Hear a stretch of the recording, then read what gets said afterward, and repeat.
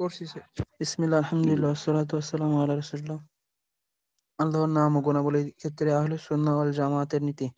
সালফুস সালেহীন ও তাদের অনুসারীগণ আহলুস সুন্নাহ ওয়াল জামাতের নীতি কোরআন হাদিসে যেভাবে আল্লাহর নাম ও গুণাবলী বর্ণিত হয়েছে ঠিক সেগুলোকে সেভাবে স্বীকার করা। আল্লাহর নাম ও গুণাবলীর ক্ষেত্রে তাদের নীতি নিম্নোক্ত নিয়মের উপর স্থাপিত। এক, কোরআন ও সুন্নতে যেভাবে আল্লাহর নাম ও গুণাবলী এসেছে বাহ্যিকভাবে সেগুলো শব্দ অর্থকে সেভাবে সাব্যস্ত করা। তার বাহ্যিক স্থান, শব্দ ও উদ্দেশ্য অর্থ হতে পরিবর্তন ও অপব্যাখ্যা করেন না। দুই, আল্লাহর গুণের সাথে মানুষের গুণের সাদৃশ্য হওয়াকে তারা অস্বীকার করেন। যেমন আল্লাহ তাআলা বলেন, তার কোনো সাদৃশ্য জিনিস নেই, তিনি সর্বশ্রোতা সর্বদ্রষ্টা। সূরা শুরা আয়াত নম্বর 42 11। তিন, আল্লাহর নাম ও গুণাবলী সাব্যস্ত গিয়ে তারা কোরআন ও সুন্নাহর গণ্ডি অতিক্রম করেন না। ফলে আল্লাহ তাআলা ও রাসূলুল্লাহ সাল্লাল্লাহু আলাইহি ওয়াসাল্লামের যে সকল নাম ও গুণাবলী সাব্যস্ত করেছেন তারা কেবল সেগুলোকে সাব্যস্ত করেন। আল্লাহ ও রাসূল সাল্লাল্লাহু আলাইহি ওয়াসাল্লাম যা নিষেধ করেছেন বা অস্বীকার করেছেন তারাও তা নিষেধ বা অস্বীকার করেন। আল্লাহ ও রাসূল সাল্লাল্লাহু আলাইহি ওয়াসাল্লাম যে বিষয়ে চুপ থেকেছেন তারাও সে বিষয়ে মৌনতা অবলম্বন করেন। তারা বিশ্বাস করেন আল্লাহ তাআলার নাম ও গুণাবলীর দলিলগুলো এমন মুহকাম বা দ্ব্যর্থহীন যার অর্থ বোঝা যায় ও তার ব্যাখ্যা করা যায়। এর দলিলগুলো মুতাশাবিহ বা সাদৃশ্যপূর্ণ আয়াতের অন্তর্ভুক্ত নয়। তাই তারা এগুলোর অর্থ আল্লাহর প্রতি সতর্ক করেন না, অর্থাৎ এমন বলেন না যে এগুলোর অর্থ মানুষের জানা সম্ভব নয়, আল্লাহ জানেন। অথচ আহলুস সুন্নাহ ওয়াল জামাতের প্রতি মিথ্যারোপকারীগণ তাদেরকে এই অপবাদ দিয়ে থাকে যে তারা কি আহলুস সুন্নাহ ওয়াল জামাতের কত গ্রন্থকার ও আধুনিক লেখকদের লিখনী থেকে তাদের নীতি জানতে পারেনি। পাঁচ, আহলুস সুন্নাহ ওয়াল জামাতের গুণের গঠন আল্লাহর দিকেই সতর্ক করেন, এ ব্যাপারে খুঁটিনাটি খোঁজ করেন না। আলহামদুলিল্লাহ ওয়াসসালাতু ওয়াসসালামু আলা রাসূলিল্লাহ ওয়া আলা আলিহি ওয়া সাহবিহি ওয়া ওয়ালা আম্মা বা'দ। তো আমরা সর্বপ্রথম আল্লাহ রাব্বুল আলামিনের তারিফ, গুণগান এবং শুকরিয়া জ্ঞাপন করছি যে আল্লাহ পাক আমাদেরকে এখানে যেভাবে বিশ্লেষণ করা হয়েছে, ব্যাখ্যা দেওয়া হয়েছে কোরআন ও সুন্নাহর আলোকে এবং সালাফে সালেহিনদের বুঝ অনুযায়ী যে আল্লাহর ব্যাপারে যে আকীদা, এটা আমাদেরকে আল্লাহ পাক পোষণ করার তৌফিক দান করেছেন। অনেকেই দাবি করেন কিন্তু দাবির সাথে তাদের বাস্তবতার মিল করে নিতে পারেন না। তারা বিভিন্নভাবে অপব্যাখ্যার আশ্রয় নিয়ে তারা আহলুস সুন্নাহ সাজার চেষ্টা করেন। আহলুস সুন্নাহ হওয়ার যেই বাস্তব পন্থা সেটা তারা অবলম্বন না করে আহলুস সুন্নাহ সাজার অভিনয় করেন। আল্লাহ এদিক থেকে আমাদেরকে যে মুক্ত রেখেছেন এটাতে আল্লাহর অনেক শুকরিয়া। তার হিসাবে তার পাওনা অনেক, আল্লাহর প্রশংসা আমাদের জ্ঞাপন করতে হবে এবং অন্যদের প্রতি কোনো ধরনের ক্ষোভ এবং কোনো ধরনের ভুল ধারণা না নিয়ে তাদের শুভকামনায় আমাদেরকে এগিয়ে আসতে হবে। তারাও যাতে এই নিয়ামত লাভে ধন্য হয়, এই নিয়ামত তারা বুঝতে পারে, আমাদেরকে সেইভাবেই দরদ নিয়ে এগিয়ে আসতে হবে। উচ্চবাচ্য ছাড়া, কোনো ধরনের তাদের উপর জবানদরাজি ছাড়া। এগুলোর মাধ্যমে বিশৃঙ্খলা সৃষ্টি হয়, মারামারি হানাহানি বাড়ে। যেখানে সংখ্যালঘু হকপন্থী তাদেরও সেখানে ভাষা থাকে নমনীয়। সংখ্যালঘু হলে ভাষা নমনীয় না হওয়া ছাড়া কোনো বিকল্প নাই এবং রাষ্ট্রীয় ক্ষমতা হাতে না থাকা পর্যন্ত ভাষা নমনীয় হওয়া এটা আহলুস সুন্নাহ ওয়াল জামাতের রীতি। তো আমরা এখানে জানতে পারতেছি যে তাদের পন্থা আহলুস সুন্নাহ ওয়াল জামাত এবং সালাফে সালেহীন যারা এই পথের অনুসারী, আসমা সিফাতের ক্ষেত্রে এটা হলো কোরআন এবং সুন্নাহ যেভাবে এসেছে এইভাবে এগুলোকে সাব্যস্ত করা, ভিন্নভাবে এটাকে না গড়ানো, ভিন্ন ব্যাখ্যায় না নেওয়া, আবার যেখানে আছে যে জায়গায় তার অর্থ এটাকেও অস্বীকার না করা বা শব্দকে অর্থহীন হিসাবে ধরে না নেওয়া। কারণ এটা হলো অন্তঃসার শূন্য একটা জিনিসের নাম। আল্লাহ রাব্বুল আলামিন এই ধরনের উদ্দেশ্যহীন কোনো কথা বলতেই পারেন না, এটাও আল্লাহ রাব্বুল আলামিনের জাতের সাথে মানায় না।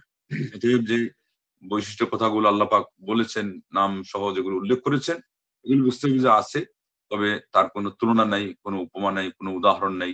যেমন এর মধ্যে কোনো বিকৃতি, এর মধ্যে কোনো বিঘ্নতা, এর মধ্যে কোনো ভিন্নতাও নেই।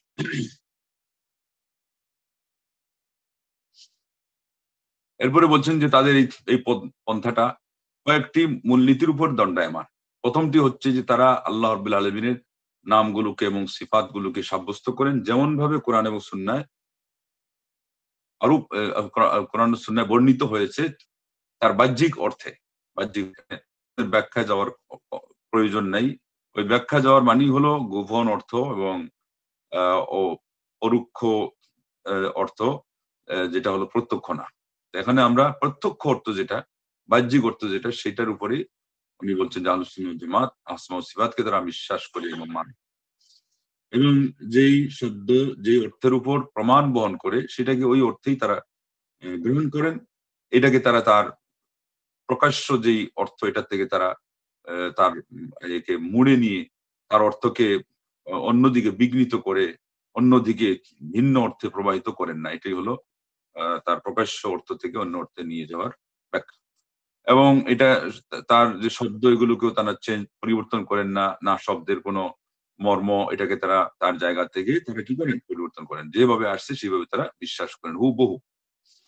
২ নম্বর মূলনীতি হচ্ছে তারা মাখলুকের যেই সিফাতের সাথে সামঞ্জস্য এটাকে তারা অস্বীকার করেন। আর এটার মাধ্যমেই ১ম এ যারা মানে মানতে গিয়ে তাদের একটা আপত্তি থাকে যে মানলে এই সমস্যা হবে, মাখলুকের সাথে বোঝা যাবে যে সামঞ্জস্য হয়ে যাচ্ছে। ২য় ইয়েতে প্রসঙ্গে এসে তারা সেটা কি করছেন? সেটা তারা সুস্পষ্ট করে ফেলতেছেন এবং এটাকে অগ্রাহ্য করতেছেন যে না এটার তো সুযোগই নাই। যেহেতু আমরা মাখলুকের সাথে সামঞ্জস্য দেওয়াটাকে অস্বীকার করি। যে মাখলুকের সাথে সামঞ্জস্য হবে না। এবং এটা আমাদের নিজের মনের থেকে নয় যে আমরা একটা জিনিস সাব্যস্ত করলাম আর এর আ ইয়েতে পক্ষে কিছু যুক্তি দাঁড় করিয়ে দিলাম অথবা কিছু কোরআনের আয়াত নিজেদের ইচ্ছা মতো এনে ফেললাম। না, এটা সালফে সালেহীনরা যেভাবে প্রয়োগ করেছেন কোরআনের আয়াত দিয়ে যে লাইসা কামিসলিহি শাইউন ওয়া হুয়াস সামিউল বাসীর, যে আল্লাহর মতো কোনো জিনিস নাই আর তিনি হলেন সর্বশ্রোতা, সর্বদ্রষ্টা। ৩ নম্বর হলো তারা লা ইয়াতাজাওয়াজুনা মা ওয়ারাদা ফিল কিতাবি ওয়াস সুন্নাহ ফি ইসবাতি আসমাইল্লাহি ওয়া সিফাতিহি। আল্লাহর নামসমূহ এবং সিফাত এগুলো সাব্যস্ত করার ক্ষেত্রে কোরআন এবং সুন্নাহকে তারা অতিক্রম করেন না। মানে কি? নিজেরা ভালো কিছু বাহানা দেখিয়ে, ভালো কিছুর দোহাই দিয়ে কোরআন ও সুন্নাহকে পাশ কেটে চলে যাওয়া। এটা কিন্তু একদল করে। বলতেছে যে আল্লাহ রাব্বুল আলামিনের আসমা সিফাত এইভাবে মানতে গেলে এই সমস্যা, ওইভাবে মানতে গেলে এই সমস্যা। আল্লাহ রাব্বুল আলামিন কোন কালের সাথে সীমাবদ্ধ না, কোন স্থানের সাথে সীমাবদ্ধ না, কোন দিকের সাথে। এগুলো বোঝাচ্ছে যে আল্লাহর বড়ত্ব প্রমাণ করতেছে। কিন্তু এটা করতে গিয়ে যে আল্লাহ যেটা প্রমাণ করতে চেয়েছেন, যেমন আল্লাহ উপরে আছেন, আল্লাহ রাব্বুল আলামিন আরশ আজিমের উপরে আসেন। এখানে ২ টা জিনিস পাওয়া গেল। একটা হলো উপর, আরেকটা হলো একটা দিক, মানে একটা একটা এরিয়া। এই এরিয়া হলেই যে এরিয়া যে সীমাবদ্ধ হতে হবে এটা কেমন কথা? এই এরিয়ার খবর আমরা জানি না। পৃথিবী গোল, গোলের উপরে যে জিনিসটা থাকে সেটা কোনো সীমাবদ্ধ হয়ই না। চৌহদ্দি ৪ কোণা যদি থাকে, চতুর্ভুজ বা আমরা যাকে বলি যে আহ বর্গ ইয়ের মতো করে মিটারের মাপে যেরকম আসে, তো ওইটারও যদি সীমা ঠিক থাকে তাইলে বোঝা গেল ওই পর্যন্ত। কিন্তু ওইটাও যদি সীমা না বলা থাকে, ওসিআ কুরসিয়ুস সামাওয়াতি ওয়াল আরদ, বলছেন যে তার কুরসি আসমানগুলোকে পরিব্যাপ্ত করেছে, বেষ্টন করেছে। কিভাবে বেষ্টন করেছে? ওটা বলাও হয়নি। তাতে যদি ৪ কোণা বিশিষ্ট হইতো, তাও তো আমরা বলতে পারতাম না যে এখানে নির্ধারিত হচ্ছে। বরং সেখানে আবার ৪ কোণা না। যেহেতু পৃথিবীটা হলো গোল এটা সবাই জানে। অতএব কুরসিটা যখন পৃথিবীকে আবৃত করেছে সেও ওইভাবে গোলাকৃতির উপরে সে গোলাকৃতি হয়ে আবৃত করেছে। তা এই ধরনের জিনিসের উপরে অংশ থাকে অসীম। আবার আরশটা এত বিশাল যে মরুভূমি ধরা হয় তাকে, আর তার মোকাবেলায় কুরসিকে ধরা হয় একটা দরজার কড়া। সেই আরশের উপরে যখন আল্লাহ, তো সেখানে সীমা এটা নিয়ে চিন্তা করার তো অর্থই হয় না। আর আসল ঘটনা হলো আমরা ওদের কারণে বলতেছি সীমা বা সীমা নেই। আসলে তো আল্লাহ রাব্বুল আলামিনের সাথে ওইসব তারা যেটা বলতে চাচ্ছিল যে ওইগুলোর ঊর্ধ্বে রাখতে গিয়ে আল্লাহকে বাদ দিয়ে দিচ্ছে। আমরা বলছি ওগুলোর ঊর্ধ্বে নিজে উঠে আল্লাহর সিফাতগুলোকে রাখো। যে ওখানে আমাদের যুক্তিতে কিছুই আসার মতো না। যুক্তিতে ধরার মতো কিছুই না। সীমার প্রসঙ্গে যাওয়াই ঠিক না। যেহেতু সীমার কথা আল্লাহ বলেন নাই। আল্লাহ অসীম এটা বুঝেই যায়, আল্লাহ রাব্বুল আলামিন অসীম ক্ষমতার অধিকারী, তার সবকিছুই অসীম। কিন্তু তার কোনো কিছু যদি তিনি কোনোভাবে চেয়ে থাকেন, তো ওখানে আমাদের দখলন্দাজির কোনো প্রয়োজন নেই। তিনি আরশে আজিমের উপরের কথা বলেছেন, এটা মেনে নিতে কি সমস্যা আছে? আল্লাহই তো সেই আল্লাহ, তার কাছে অসম্ভব ও সম্ভব। তো তার আমাদের ক্ষেত্রে যেমন তার পক্ষ থেকে কোনো অসম্ভবকে সম্ভব করা আমরা মানি, তার নিজের ব্যাপারে কোনো অসম্ভব আমাদের ব্রেনে যেটা ধরে সেটা তার কাছে সম্ভব, এটাও মানতে হবে। ওটার নামে তো ঈমান। এই যে তর্কটা, এটার সূচনা করলো কারা? তর্কবাগীশরা, যুক্তিবিদরা এবং দার্শনিকরা। কারো শাস্ত্রকে কালাম শাস্ত্র বলা হচ্ছে, কারোটাকে মান্তিক বলা হচ্ছে, কারোটাকে দর্শন মানে ফালসাফা আরবিতে বলা হচ্ছে, কিন্তু এগুলো একই। এবং কেউ এই বিভিন্ন নামের দিক থেকে আশআরি, কেউ মাতুরিদি, কেউ মুতাজিলি, কেউ মুআত্তিলি, কেউ জাহমি, কেউ কুল্লাবি, কিন্তু এগুলো হলো সব দর্শন। যে তারা যুক্তি দিয়ে এইসব জিনিসগুলোকে মাপার চেষ্টা করেছে, তখনই তারা পথভ্রষ্ট হয়ে গেছে। কিন্তু আহলুস সুন্নাহ ওয়াল জামাতরা বলছেন তাদের যে সরলতা, এটার কাছে সারা পৃথিবী অপারগ হয়ে গেছে। কারণ আল্লাহ রাব্বুল আলামিন তাদেরকে এই নিয়ামত দিয়েছে। এজন্য আমি প্রথমেই বলছি যে এটার জন্য শুকরিয়া আদায় করতে হবে। যে তারা কত সুন্দর সমন্বয় করেছে। যেই যুক্তিগুলো তারা দিচ্ছে আল্লাহর মান সম্মানের রক্ষার ক্ষেত্রে, ওই যুক্তিগুলো এখানে এনেও তারা পারত। কিন্তু তারা অন্য জায়গায় নিয়ে খাটিয়ে আল্লাহ রাব্বুল আলামিনের আসমা ওয়া সিফাতকে অস্বীকারও করছে আর সম্মানও দিতে পারে নাই। কারণ সম্মান তো দেওয়ার মালিক আল্লাহ। উনার সম্মান কিভাবে হবে এটা উনিই বুঝবেন। যেমন আমাদের নবী সাল্লাল্লাহু আলাইহি ওয়াসাল্লামের সম্মান আল্লাহ বুঝবেন। আল্লাহ তাকে নূরের তৈরি বলেন নাই। কিন্তু বেদাতীরা তাকে নূরের তৈরি বলা ছাড়া তারা বলছে তার সম্মান হচ্ছে না। মাটির তৈরি বললে তার অপমান হয়ে যাচ্ছে। হুবহু একই অবস্থা। আল্লাহ রাব্বুল আলামিনের আসমা ও সিফাত মানলে যে আল্লাহর সম্মান থাকে, এটা তারা বুঝবে না। তারা মনে করছে ওইটাকে না মানলে আল্লাহর সম্মান থাকবে। এটা তাদের বুঝ। অতএব আহলুস সুন্নাহ ওয়াল জামাত আল্লাহর আসমা ও সিফাত মানতে গিয়ে তারা কোরআন ও সুন্নাহকে কি করেন না? এটাকে অতিক্রম করেন না, এটাকে উপেক্ষা করেন না। এটাকে মেনে এখানে যা আসছে। কারণ আমরা তো জানছি আল্লাহ সম্পর্কে, আখিরাত সম্পর্কে, গায়বের সকল কথা, প্রকাশ্যের সকল কথা, কোনটা সঠিক কোনটা বেঠিক আল্লাহ রাসূল সাল্লাল্লাহু আলাইহি ওয়াসাল্লামের কথা শোনার মাধ্যমে, তাদের তথ্য পরিবেশনের মাধ্যমে। আজকে কিভাবে এখন এখানে আল্লাহ রাসূল সাল্লাল্লাহু আলাইহি ওয়াসাল্লামের পরিবেশন করা তথ্য উপেক্ষা করে আমরা একটা আল্লাহ রাব্বুল আলামিন সম্পর্কে তার শান বাড়ানোর, আল্লাহর শান কি আমরা বাড়াইতে পারবো? না আল্লাহর নবী সাল্লাল্লাহু আলাইহি ওয়াসাল্লাম বাড়াইতে পারবো? তাদের ধারণা অনুযায়ী তারা বাড়াইছে, কিন্তু তারা আসলে কমায় দিয়েছে। একই অবস্থা এরাও আল্লাহর শান বাড়াইতে গিয়ে আল্লাহর শানে আরো আঘাত হানছে এবং তারা আহলুস সুন্নাহ ওয়াল জামাত থেকে ছিটকে পড়ে গেছে। অনেক সময় আল্লাহর আসমা সিফাতকে অস্বীকার করে, যেটাকে আলেমগণ বলছেন যে নাস্তিক্যবাদ বা কুফরি মতবাদের মতো কঠিন মহাপাতকের মধ্যে তারা ডুবে গেছে। অতএব আল্লাহ এবং আল্লাহ রাসূল সাল্লাল্লাহু আলাইহি ওয়াসাল্লাম যেটাকে সাব্যস্ত করেছেন, তারা সেটাকে সাব্যস্ত করেন। যেটাকে আল্লাহ রাসূল সাল্লাল্লাহু আলাইহি ওয়াসাল্লাম অস্বীকার করেছেন, তারা সেই ক্ষেত্রে কি করেন? তারা চুপ থাকেন। না তারা সেটাকে অস্বীকার করেন। আর যেই ক্ষেত্রে আল্লাহ রাসূল সাল্লাল্লাহু আলাইহি ওয়াসাল্লাম চুপ থাকছেন, মানে নীরবতা অবলম্বন করছেন, সেই ক্ষেত্রে তারা নীরবতা অবলম্বন করে। এই যে শেষের যে কথাটা, এটা কত বড় একটা মূলনীতি। এটাই আমি একটু আগে বোঝানোর চেষ্টা করেছি। যে যেই জায়গায় আল্লাহ রাসূল সাল্লাল্লাহু আলাইহি ওয়াসাল্লাম কোন প্রসঙ্গ তুলেন নাই, সীমা কি সীমা না, উপরে বললে কোন সমস্যা আছে কিনা, এটা আল্লাহ রাসূল সাল্লাল্লাহু আলাইহি ওয়াসাল্লাম তুলেন নাই। তাহলে তারা জানেন যে এটা তুললে সমস্যা হবে। তারা আল্লাহকে তার অবিকল যেভাবে মানার কথা মানতে পারবে না। তো এই প্রসঙ্গ তোলাটাই তাদের ভুল হইছে। আশারি মাতুরিদি হোক, তোমরা যাই হোক, এই গবেষণা করতে গিয়ে অন্যান্য বাতিলপন্থীদের তারাও কিন্তু আরো মারাত্মক পর্যায়ের বাতিলপন্থীদের প্রতিবাদ করতে গিয়ে তারা এগুলো দাঁড় করাইছে। যারা একেবারে নিছক দার্শনিক, যারা আল্লাহকে মানে না, পরকাল মানে না, আখেরাত মানে না, এরা কিন্তু অনেকাংশে ওদের প্রতিবাদ করার জন্য দাঁড়াইছিল, এই কালাম শাস্ত্রবিদরা, আশারি মাতুরিদিরা। কিন্তু এই করতে গিয়ে তারাও যে আরেকটা ভুল ছাউনির নিচে দাঁড়িয়ে গেছে, এটা তারা বুঝতে পারে না। তাদের উচিত ছিল আগে আহলুস সুন্নাহ জামাতের আকীদাটাকে জব্দ করা, আহলুস সুন্নাহ জামাত কিভাবে এটাকে নিয়েছেন এবং এটার জন্য ইসলামের একজন সিপাহ সালার, আগের যুগের ইমামদের মধ্যে সবাই আছেন, তার মধ্যে আহমদ বিন হাম্বল রাহিমাহুল্লাহ উনি বেশি ভূমিকা রাখছেন। আর এরপরে ইমাম ইবনে তাইমিয়া রাহিমাহুল্লাহ যে ভূমিকা রাখছেন সেটা বিরল। ইসলামের ইতিহাসে সব বিষয়ে ব্যাপকভাবে, আর আকীদার বিষয়ে, তার মধ্যে বিশেষ করে আল্লাহর আসমা ও সিফাতে শাইখুল ইসলাম ইবনে তাইমিয়া রাহিমাহুল্লাহ যে ভূমিকা, সেটা ইসলামের ইতিহাসে বিরল এক বাক্যে, যা আর কেউ অতটুকু অবদান রাখছেন কিনা আল্লাহ ভালোই জানেন। কিন্তু কিতাবি আকারে মানুষের সরেজমিনে, মানুষের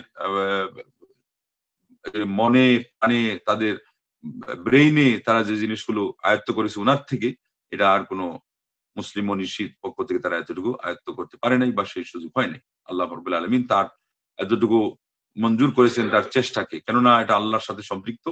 এটার জন্য তিনি যত সময় দিয়েছেন এটা আল্লাহ রাব্বুল আলামিন তার মূল্যায়ন করেছেন এইভাবে। এবং তিনি সেই বান্দা যিনি বলছিলেন যে কোরআনের জন্য আমার আরো সময় দেওয়া দরকার ছিল, অথচ তিনি তো ওই কোরআনের যে এই সমস্ত জ্ঞানীগুলো নিয়ে ব্যস্ত ছিলেন। বাতিলপন্থীরা যখন মিথ্যা অপবাদ দিয়েছে সঠিক আকীদার উপরে, এগুলোর প্রতিবাদ করতে গিয়ে, এটা সাব্যস্ত করতে গিয়ে আল্লাহর বান্দার জীবন চলে গেছে। আবার জেলখানায় কতবার যে ঢুকলেন আর কতবার বের হলেন তারই তো কোনো ইয়ত্তা নেই। যাই হোক, এই এই এই বিষয়টা সবচেয়ে বেশি গুরুত্বপূর্ণ ভূমিকা রাখতেছে এখানে, যে যেখানে আল্লাহ রাসূল সাল্লাল্লাহু আলাইহি ওয়াসাল্লাম কোনো বক্তব্য পেশ করেন নাই, সে জায়গায় আমাদের কোনো কথাই নেই, কোনো কথা বলাই ঠিক না, মানে এই প্রসঙ্গ তোলাটাই ঠিক। যেমন বেদাতীরা এই প্রসঙ্গ তুলছে, তোলার পরে নিজেরা পথভ্রষ্ট হয়ে গেছে। ৪ নম্বর হলো তারা আসমা ও সিফাতের যেই নুসুস যেগুলো, বাক্য যেগুলো, এগুলোকে তারা মনে করেন এগুলো দ্ব্যর্থহীন, যার অর্থ বোঝা যায় এবং যার ব্যাখ্যা করা যায়। এগুলো কোনো দ্ব্যর্থবোধক না যে অস্পষ্ট। এটাও কিন্তু একটা গুরুত্বপূর্ণ বিষয় যে বেদাতপন্থীরা, বাতিলপন্থীরা তারা বলে যে আসমা ও সিফাত এটা নাকি অস্পষ্ট বিষয়, মুতাশাবিহাত, যেগুলো জানা যায় না। এই জন্যই তারা এর অর্থ করতেও রাজি না, অথচ এর অর্থ করার জন্যই তো আল্লাহ দিয়েছে। নাইলে কেন এগুলোকে আল্লাহ রাব্বুল আলামিন মুহকামাতের মধ্যে রাখবেন? মুতাশাবিহাত কোনগুলো? আর একটা বাস্তব উদাহরণ হলো সূরার শুরুতে যেই অক্ষরগুলো আছে মুকাত্তাআত বলা হয়, আমরা বলতে পারি যুক্ত অক্ষর আর বিচ্ছিন্ন আয়াত। আলিফ লাম মিম কোরআনের প্রথম সূরায় ফাতিহার পরে। তারপরে সাদ, সূরা কাফ, কাফ হা ইয়া আইন সাদ, আলিফ লাম মিম রা। এই যে হরফে মুকাত্তাআত যেগুলো, এগুলো হলো মুতাশাবিহাত। এগুলো অর্থ কেউ জানে না। এবং যে কেউ বলবে এই কথা প্রশ্ন করলে যে মুতাশাবিহাত ছাড়া বাকি আয়াতগুলো কি? বলে সব মুহকামাত। কিন্তু মুহকামাত গুলোর কি অর্থ বোঝা যায়? বলে অবশ্যই বোঝা যায়। বোঝা যায় বলেই সেগুলো মুহকামাত। মুতাশাবিহাত কি? মুতাশাবিহাত হলো এই যে এই অক্ষরগুলো। এগুলো ছাড়া আর মুতাশাবিহাত নেই। বিশেষ করে অন্য কোনো ক্ষেত্রে যদি জটিল কোনো বিষয়ে কোনো ইমামদের মত থাকেও, আসমা ও সিফাতের বিষয়ে আহলুস সুন্নাহ ওয়াল জামাতের কোনো ইমাম বলেন নাই যে এটা মুতাশাবিহাত। তারা ঢুকাই দিয়েছে এটাকে মুতাশাবিহাত ধরে, যাতে করে এটার অর্থ না মানতে বাধ্য হয়। ফালা ইউফাউযিদুনা মা'নাহা, অতএব তারা এটার অর্থকে হাওয়ালা করেন না। এর অর্থকে তারা কোন দিকে হাওয়ালা করেন না যে না এটা আল্লাহ জানেন। না, এটা আল্লাহ আমাদেরকে যেটা জানাইছেন আমরাও বরং জানার চেষ্টা করি এবং জানি, মানি। কামা ইউনসাবু যালিকা ইলাইহিম মান কাযাবা আলাইহিম কামা ইয়ানসিবু যালিকা ইলাইহিম মান কাযাবা আলাইহিম। বলছে যে যারা তাদের উপর মিথ্যারোপ করতে গিয়ে তারা বলে যে এই আয়াতগুলো মুতাশাবিহাত, তারা বলে না এগুলো মুতাশাবিহাত না। আও লাম ইয়ারিফ মান হাজা মিন বাদিল মুআল্লিফিন ওয়াল কুত্তাবিল মুআসিরিন, অথবা যারা এদের মানহাজ বুঝতে পারে নাই, কর্মপন্থা, এই আধুনিক যুগের লেখকরা এবং যারা গ্রন্থ লিখেছে, পুস্তিকা রচনা করেছে, এই সমস্ত লোকজনদের মধ্যে যারা এই কথা দাবি করেছে এটা বাস্তব নয়। তারা বলে যে এটা মুতাশাবিহ এবং তারা এটার অর্থটাও কেউ কি করে হাওয়ালা করে যে আমরা জানি না, আল্লাহর হাওয়ালা না। এখানে আল্লাহর হাওয়ালা করবে কেন? আল্লাহর হাওয়ালা হলো যেটা আমরা জানি না, বুঝি না। এখানে আল্লাহ আমাদেরকে জানাইছেন, বুঝাইছেন, আমরা এটা করি। যে এই অর্থে আসছে এবং এটা সুস্পষ্ট অর্থে। যেটাতে সমস্যা থাকে আমরা বলি যে এটা মানুষের সাথে সামঞ্জস্য ছাড়া, এটা আল্লাহর হাওয়ালা। এটা হলো আল্লাহর হাওয়ালা, যে তার রূপরেখা, তার ধরন পদ্ধতি, এটা হলো আল্লাহর হাওয়ালা। কিন্তু অর্থ সঠিক, সুস্পষ্ট, এটা আমরা যেভাবে জানছি এভাবে মানি। নেক্সট তোমার হলো তারা সিফাতের যেই রূপরেখা, ওইটাই একটু আগে বলা হলো যে রূপরেখা যেটা, এটা তারা আল্লাহর হাওয়ালা করেন এবং এটা নিয়ে তারা কোনো চিন্তা ভাবনা, গবেষণা, তত্ত্ব তালাশ নেওয়া, পরিকল্পনা করা, এটার ব্যাপারে নানান ধরনের ব্যাখ্যা খোঁজা, এগুলোতে তারা যায় না। যেই ব্যাখ্যা এখান থেকে শব্দ থেকে বুঝে আসে এবং আহলুস সুন্নাহ জামাতের হাসির কথা আসলে, হ্যাঁ হাসা, আল্লাহ হাসেন, তার হাসি আমাদের মতো না, শেষ। আশ্চর্যান্বিত হওয়ার কথাও আসলে আল্লাহ আশ্চর্যান্বিত হন, তোমার সমস্যা কি? বলতে পারি যে আশ্চর্যান্বিত হওয়াটা এটা হলো যাদের হলো পরিণাম জানা নাই তারা আশ্চর্য না, পরিণাম জানা ছাড়াও আশ্চর্যান্বিত হয়। পরিণাম জানা ছাড়াও আশ্চর্যান্বিত হয়। একটা জিনিস যেটা দেখে দেখতে ভালো লাগে, যেটা দেখতে অবাক হয়ে যায় মানুষ। আশ্চর্যান্বিত হওয়ার একটা অর্থ হলো অবাক লাগা। আমরা বলি তাক লাগিয়ে দিয়েছে। আর উনি অবাক লাগার কথা, এটাও আশ্চর্যজনক অর্থ হয়। তো আল্লাহ রাব্বুল আলামিন বান্দার কোন জিনিস দেখে খুশি হন, কোনটা দেখে তিনি নারাজ হয়ে যান। নারাজ হওয়ার মাত্রা যখন বেড়ে যায়, ওটাও অবাক অবাক হওয়ার বিষয় হয়ে যায়। হাদিসে আসছে আল্লাহ রাব্বুল আলামিন বলেন যে মুমিন ব্যক্তির জন্য আশ্চর্য লাগে যে তার সব অবস্থাই ভালো। সে যদি ভালো কিছু পায়, নিয়ামত পায়, শুকরিয়া আদায় করে, এটা তার জন্য ভালো। আর সে যদি কোনো বিপদে পড়ে খারাপ কিছু তাকে পায়, তাহলে সে ধৈর্য ধরে, এটাও তার জন্য ভালো।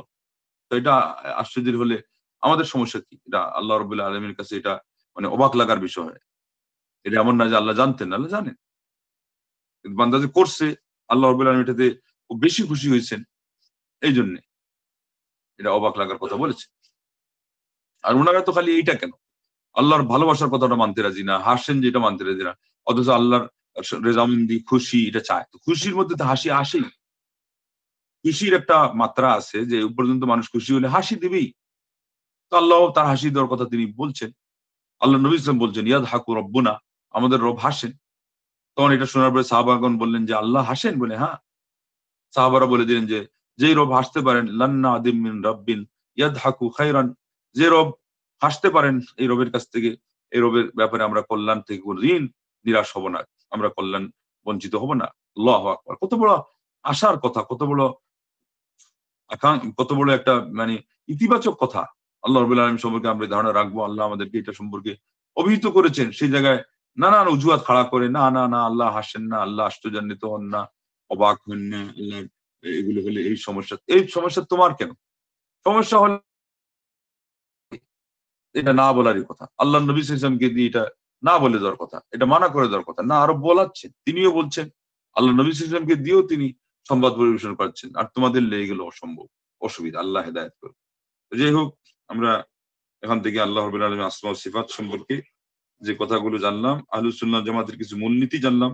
এই মূলনীতিগুলো জানা খুবই জরুরি। কারণ এগুলো আমাদেরকে সহজে এই বিষয়গুলোকে জানতে সহযোগিতা করে এবং বাতিলপন্থীরা যে অভিযোগ উত্থাপন করে এগুলোর উত্তর দেওয়ার জন্য এগুলো আমাদের সহযোগী হওয়া। যে কোনো প্রশ্ন থাকলে বিষয়ের সাথে। এই যে এই প্রথম নাম্বার এটা মানে বাহ্যিকত্ব না নেওয়া বলতে এটা কেমন একটু বলবেন সেই?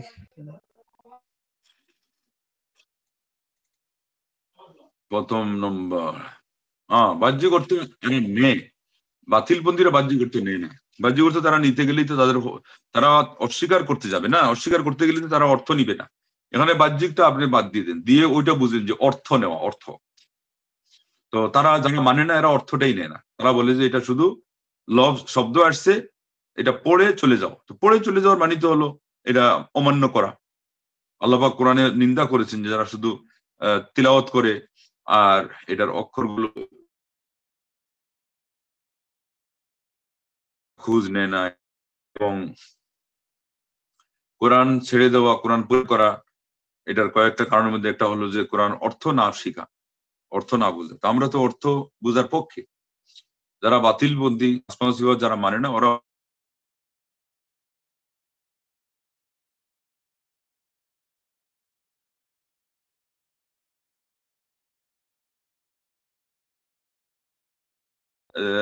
পক্ষ থেকে নিয়ে নিক বা ডিকশনারি দেখে নিয়ে নিক, আহলুস সুন্নাহ জামাতের উলামারা সবাই মিলে সাহাবাদের যুগ পর্যন্ত, তাবিঈদের যুগ পর্যন্ত, বড় বড় যারা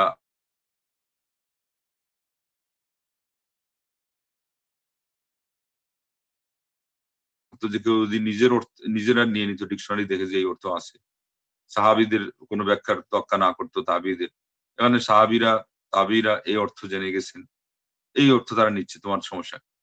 এবং আউজাই রাহমাহুল্লাহ বলছেন যে আমরা বলতাম এমন সময় যখন তাবিঈরা পর্যাপ্ত পরিমাণে আমাদের সমাজে বাস করতেছেন, যে আল্লাহ রাব্বুল আলামিন হলেন আরশ আজিমের উপরে, তার সৃষ্টিকুল থেকে তিনি আলাদা। তাইলে এই সিফাতটাকে ইমাম আউজাই রাহমাহুল্লাহ তাবিঈদের কথা বলতেছেন যে প্রচুর পরিমাণে তাবিঈরাও এটা মানতেন।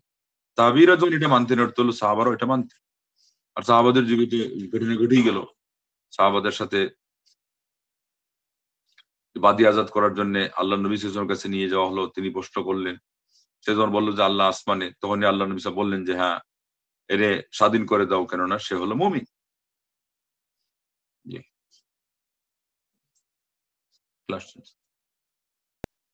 জি, আর কোনো প্রশ্ন আছে নাকি?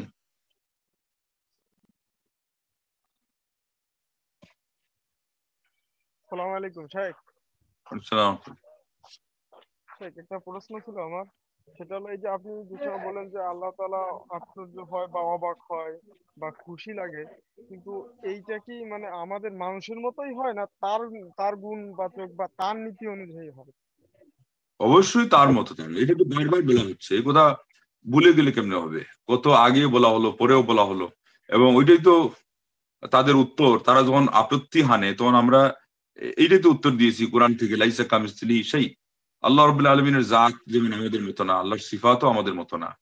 সিফাতের মধ্যে যতটি সিফাত আসবে, হাসি, তারপরে খুশি, তারপরে আশ্চর্য হওয়া, মহব্বত করা, রহমত প্রেরণ, বান্দার উপর রহম করা, এই সবগুলো হলো ওনারটা ওনার মতো, আমাদেরটা আমাদের মতো।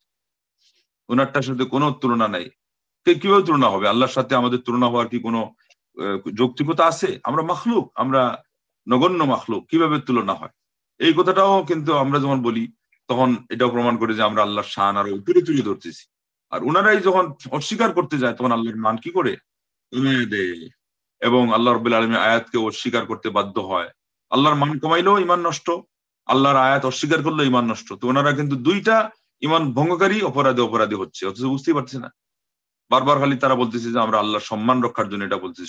সম্মান রক্ষার বিষয়টা আল্লাহই বেশি বুঝবেন, আল্লাহর নবী সাল্লাল্লাহু আলাইহি ওয়াসাল্লাম বেশি বুঝবেন, এরপরে সাহাবারা তাবিঈনরা বেশি বুঝবেন, না পরবর্তীরা বেশি বুঝবে, যুক্তিবিদরা বেশি বুঝবে? কোশ্চিন কারণ নয়, যুক্তিবিদরা তো বদভ্রষ্টতাই যে বুঝে বেশি।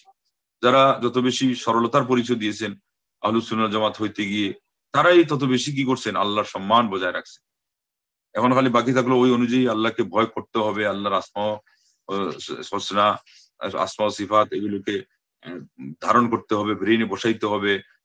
আসমা হোসনার যে অন্তত ৯৯টা সবাইকে মুখস্থ করতে হবে অর্থ জেনে, ওই অনুযায়ী আল্লাহ রাব্বুল আলামিন কে সম্পর্কে ধারণা রাখতে হবে। তখন দেখবেন যে আপনাদের ইমানদার পৃথিবীতে কেউ থাকবে না, তাকওয়াবান কেউ থাকবে না। কেননা কোরআন সুন্নাহ আমাদেরকে এইভাবেই আল্লাহ বিরু হওয়ার ট্রেনিং দিয়েছে, আল্লাহর ওলি হওয়ার পথ বাতলে দিয়েছে। আর ওনারা এই জায়গায় মাইর খেয়ে এরপরে আরেকটা রং পথ বের করছে যে ওই অলিয়া উলিয়ার দরবারে গিয়ে, খানকাতে গিয়ে মুরিদ হয়ে যাওয়া, তো বিভ্রান্তি। অতএব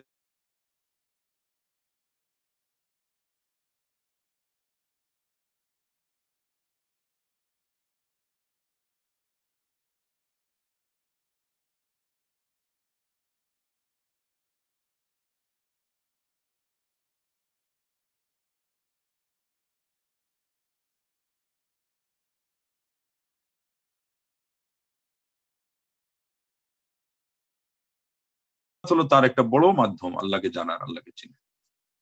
কিন্তু সঠিকভাবে জানতে হবে, যেভাবে কোরআন সুন্নাহয় আসছে। তাইলে আজকে এই পর্যন্তই থাক।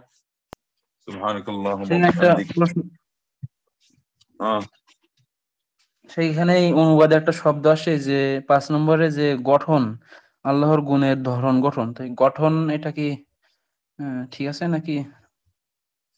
ওটা ধরন অনুবাদ তো করছে ওনারা যেভাবে পারছে। মানে এটার কোনো আমরা যেমন গড় গঠন বলি, তো ওইটা তো না করতেছে, এটা নিয়ে আপনার চিন্তার কারণ কি? এটা তো সব না করতেছে। এটা যদি বলতো একটা জিনিস, তো আপনি চিন্তায় করতেন যে গঠনটা কেমনে হবে। না করার উপর তো কোনো প্রশ্ন আসে না, না?